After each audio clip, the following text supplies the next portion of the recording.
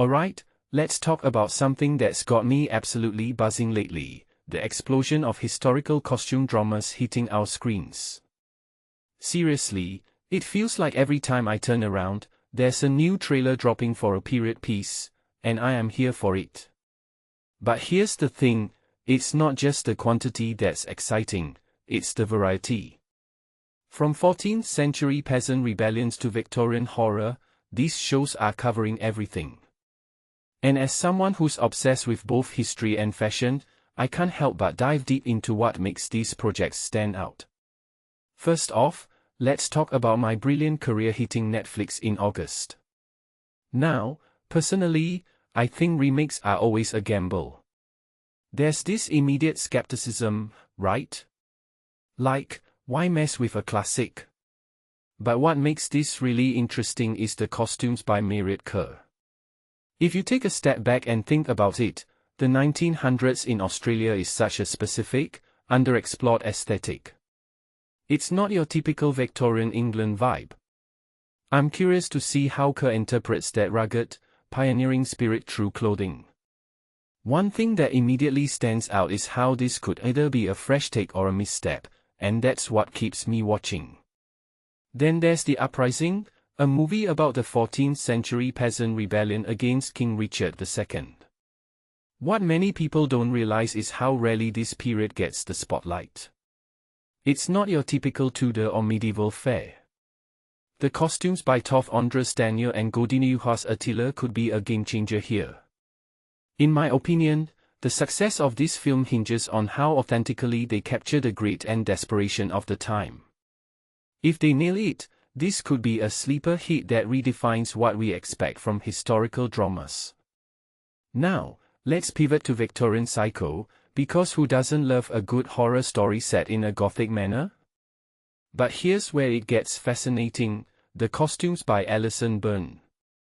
What this really suggests is that the line between horror and historical accuracy is blurrier than we think. A detail I find fascinating is how period clothing can amplify the eerie atmosphere. If the costumes feel too polished, it ruins the immersion. But if Byrne strikes the right balance, this could be a masterclass in using fashion to enhance storytelling. And can we talk about the Sense and Sensibility remake? Look, I'm a Jane Austen fanatic, so I'm always skeptical of adaptations. But Grace Snell's involvement as costume designer gives me hope. What makes this really interesting is how Snell approaches the challenge of making a well-known story feel new.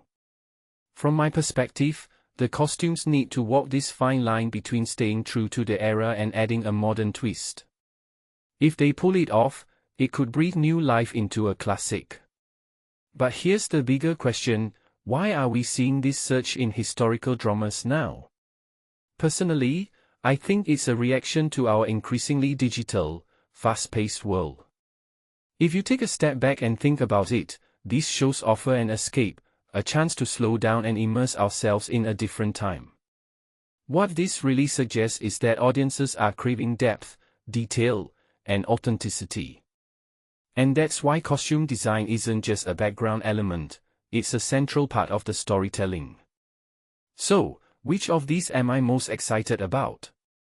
Honestly, it's East of Eden. A miniseries spanning the US Civil War to World War I? Yes, please. Kirsty Cameron's costumes could be the standout here. What many people don't realize is how much clothing can tell us about societal change. This show has the potential to use fashion as a narrative tool, showing how two families evolve over decades. If they execute it well, it could be one of the most visually compelling series in years.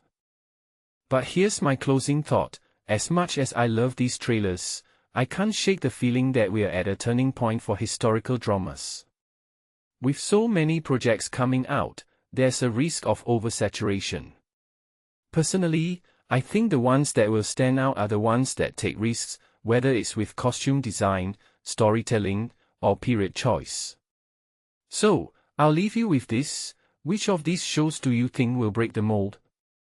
Let me know in the comments, because I'm all ears.